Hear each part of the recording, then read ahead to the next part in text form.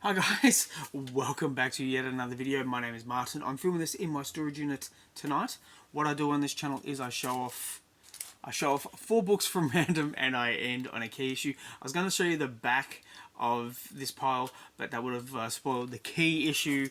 I've got a new phone, so I'm working out all the little kinks, all the new little features. So hopefully this looks good. Hopefully it sounds good. Please let me know what you think in the comments down below.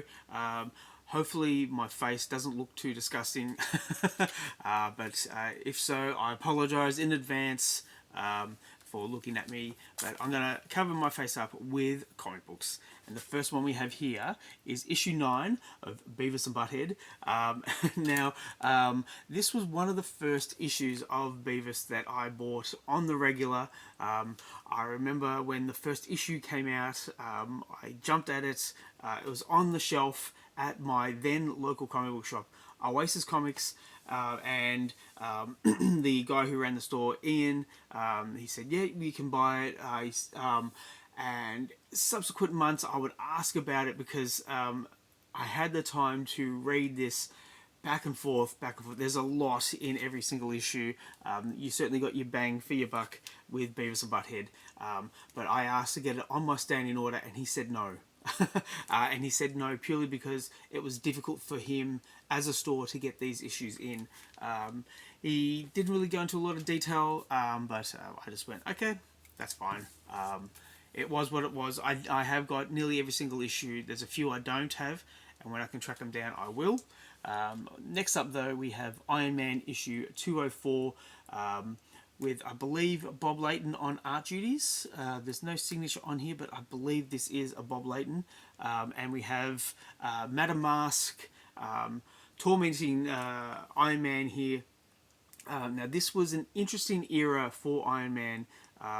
No spoilers because it's been and gone, but with issue 200 we had the death of Obadiah Stane, and if you've watched the Iron Man movie, you'll know who that was or is. I recently rewatched it with my kids, and for the most part that movie still holds up. It's still a lot of fun, and look, for my money, Jeff Bridges really elevates that movie.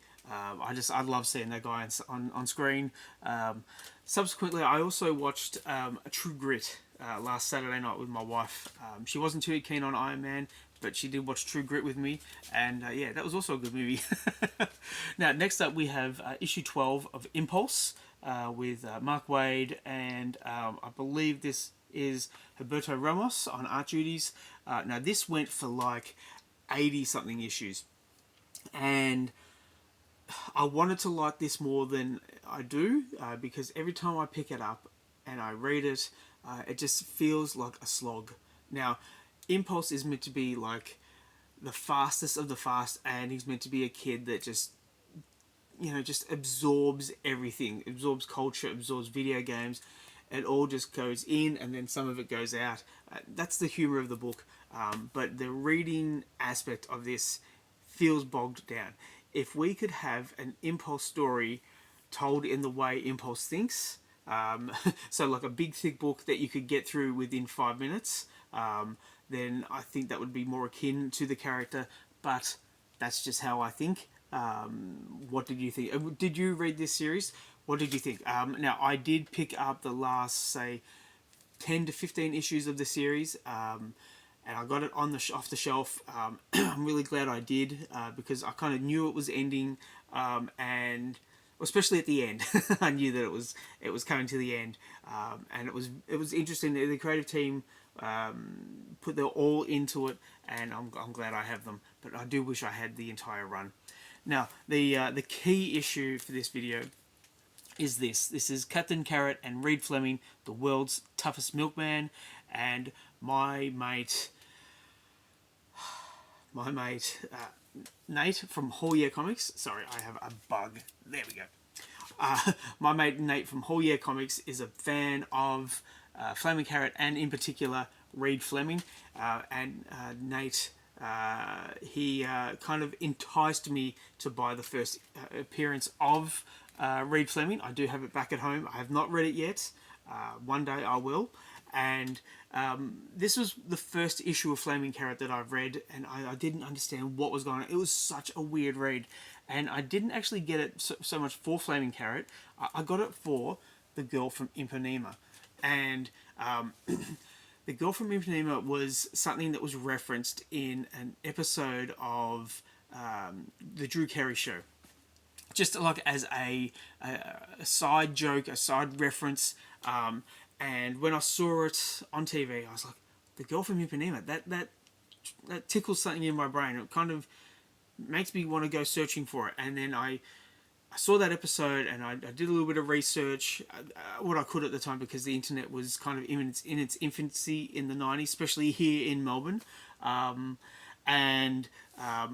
then saw this little Girl from Ipanema circle, and I was like, I've got to check this out. I've got to see what this is all about. And I also saw dog vampires. Yeah, okay. And I saw Christopher Walken, and I was like, yeah, okay. But I also saw this statue of Flaming Carrot, and for the 90s, it was an expensive purchase, $70 US. But you know, in hindsight, I should have bought it. I should have tracked it down and said, yes, I want one. Actually, sorry, it wasn't early. It wasn't mid-90s. It was 2000s, early 2000s. I could have bought it. I was working full time at the time. I could afford it. But yeah, hindsight being what it is, coulda, shoulda, woulda, but dinner.